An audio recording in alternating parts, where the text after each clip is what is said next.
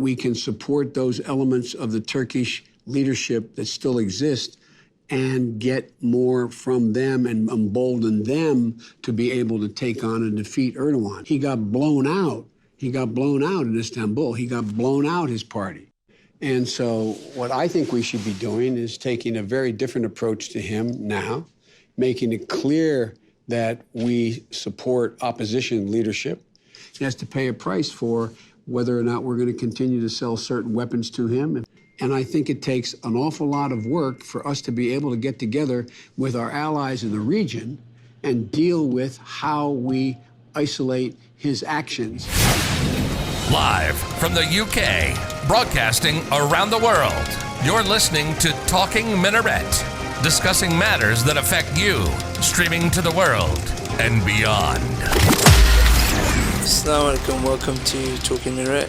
Let's talk about Turkey. We all know that domestic and foreign factors play a role in the tensions taking place in Turkey. Some of these domestic events are not detached from the meddling of the United States. They've been working to reshape the regime and bring Turkey back to America's area of influence since Erdogan became a bit more independent and disrupted some of their American agendas. You guys will probably know that there's been splits occurring that are dealing a heavy blow to the political parties in Turkey. This then resulted in new parties led by prominent figures. The decision of Ahmed Davutoglu and Ali Barbakan to split and establish two opposition parties falls within the attempts to exert a bit more pressure on Erdogan and end his monopoly over the Islamic card. For those who don't know, Ahmed Davutoglu conveyed America's demands to Bashar al-Assad at the beginning of the so-called Syrian Revolution, which we know was an American agenda at the start, whereas Ali Barbakan studied and worked in the United States. It's also common knowledge that both men oppose Erdogan in his domestic and foreign policies, which clash with US policy as well. The CHP, which is like the opposition party of the AKP, the rival party, suffered also widespread resignations, and so this undermines their chance of toppling Erdogan and the AKP party from power in the coming elections after the successes it achieved in the mayoral elections. I think some of you guys might have remembered the fact that the CHP managed to snatch away Istanbul, the stronghold of the AKP. So after this, the CHP had the biggest wave of resignations in the party for almost 12 years. Another figure, Kemal Kılıçdaroğlu, justified his resignation by saying, "I am now parting company with those who solicit democracy from the United States and those who do not follow the path of Mustafa Kemal Atatürk," he said, adding, "I am parting company with the fake CHP, with those who protect the Gulen organization and those who do not understand the meaning of the blue homeland, as well as those who could not stomach Turkey's support for Azerbaijan." Some of you guys might remember the fact that Kemal Atatürk, the father of the Turks, so-called, with that title, he was pivotal in the destruction of the Ottoman Khilafah.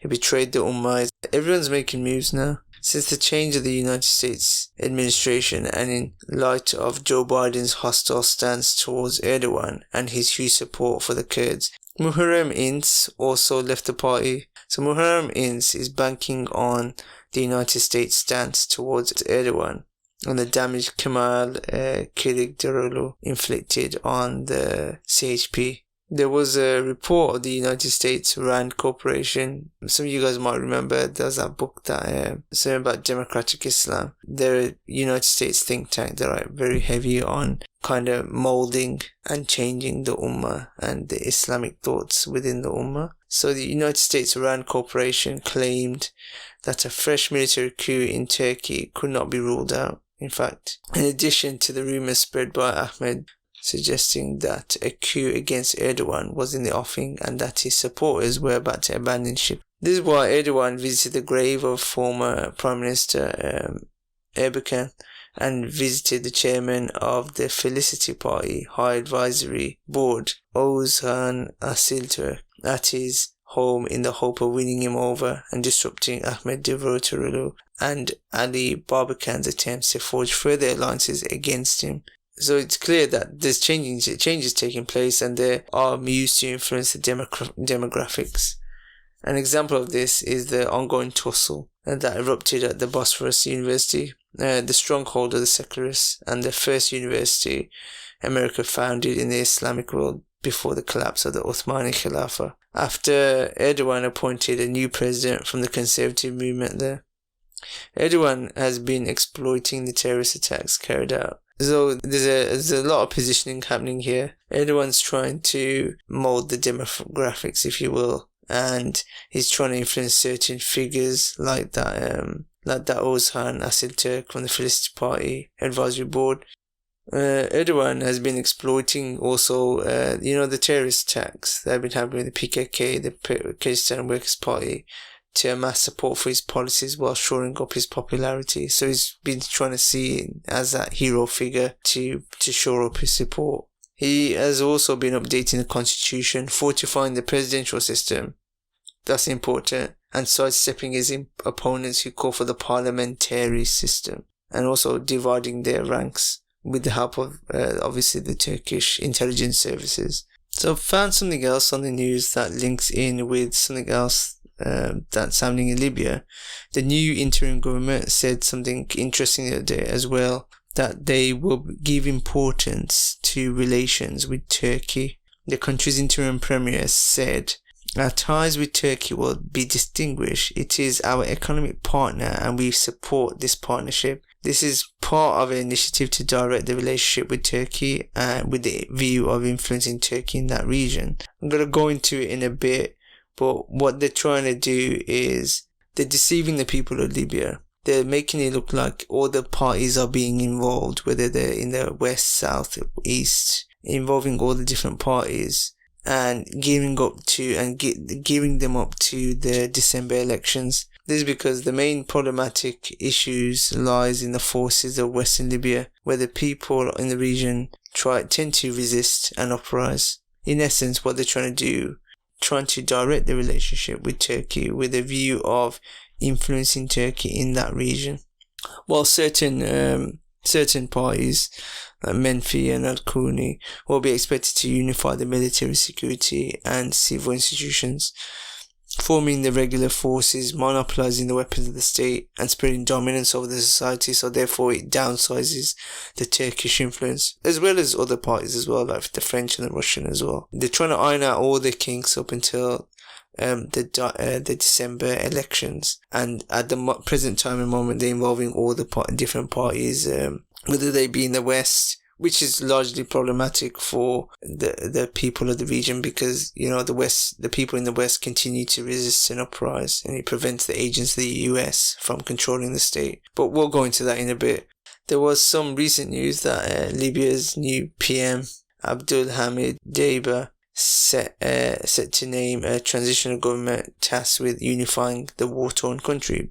So some of you guys might remember back on the 5th of Feb, there was a voting of members of the Libyan Political Dialogue Forum set up by the United Nations. The vote was won by individuals from the east, the west, the south, and the Prime Minister Abdul Hamid Mohammed Deiba from Misrata. In the Libyan Political Dialogue Forum procedure for choosing unified executive authority to lead into the 24th of December 2021 Libyan general elections that are going to happen in December, Al-Menfi ran on a joint ticket with Abdul Hamid Deiba as Prime Minister and Musa Al-Koni and Abdullah Al-Lafi as members of Presidential Council.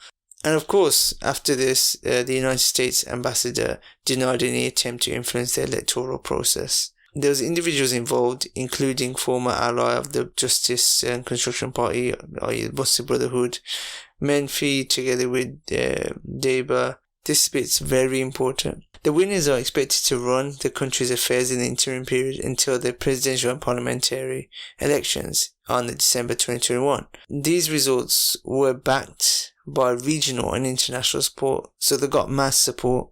Government of al-Sarraj in Tripoli and the Killa Saleh, who pledged to support the work of the government. The agreement was also welcomed by the United Nations Secretary General, the League of Arab States, and the states sponsoring Khalifa Haftar. It would also be crucial to realise that the task assigned to this authority is temporary. So the task assigned is temporary, right? And those assuming it would not be eligible for nomination in the forthcoming phase. Do you get that point?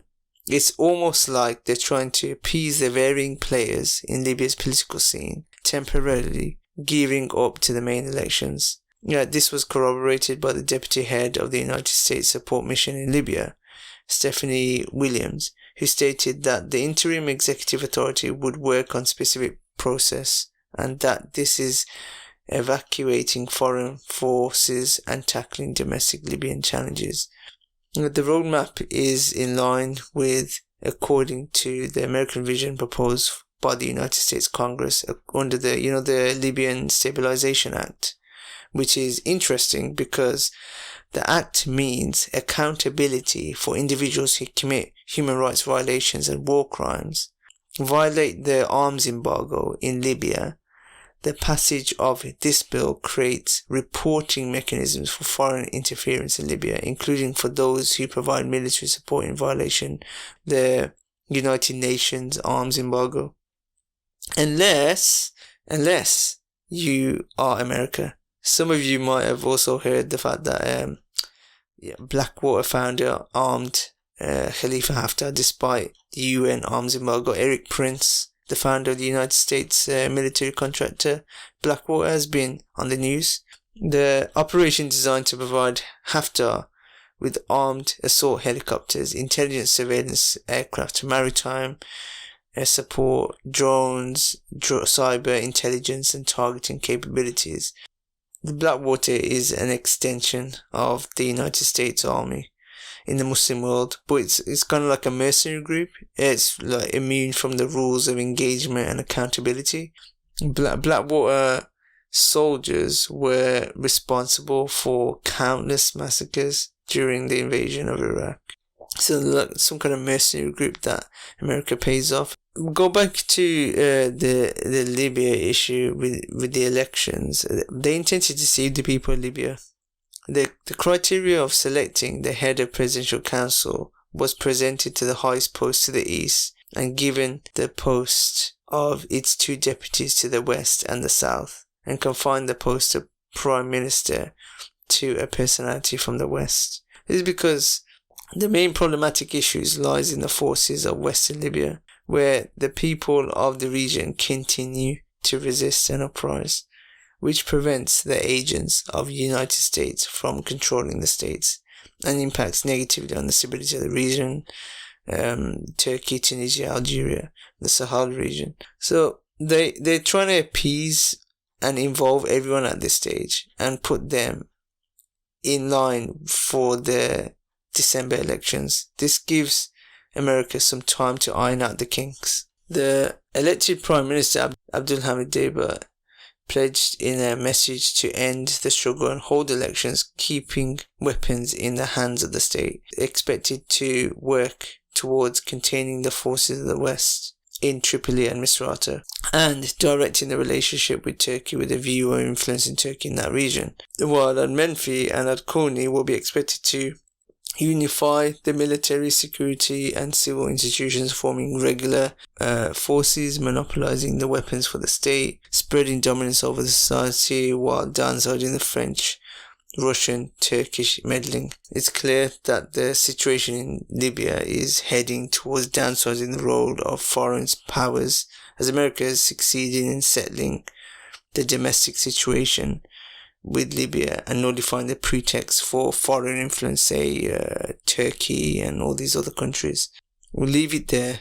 We know where things are heading with the elections happening in December, downsizing of the foreign influences, and also to form the regular forces, the regular armed forces, and monopolize over the weapons of the state. So between now and December, it's ironing out all the kinks. It's involving all the different parties so they feel involved. At the same time, downsizing any foreign influence, such as the Turkish card or the Russian or the French. So we'll leave it as there. Join us next time. Been a quick update for you on the whole Turkey scenario and Libya scenario. Keep reading what's happening within the Muslim lands. We as Muslims should not be having such a disconnected outlook on the Ummah. The Ummah in Libya and the Ummah in Turkey or anywhere else is not different to the Ummah in, say, Palestine or the Ummah, the Uyghur situation in China. In fact, spread this podcast around, inshallah, and join us next time. Assalamu alaikum.